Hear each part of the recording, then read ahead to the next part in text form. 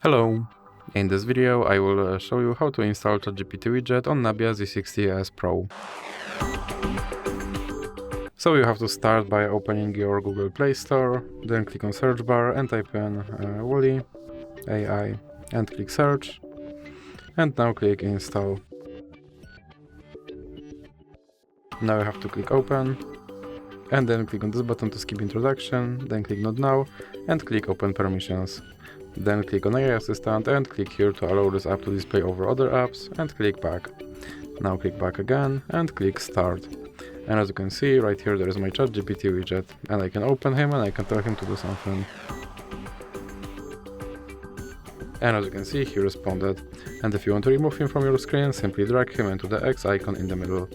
So that's it for this video. If you liked it, please remember to leave a like and subscribe.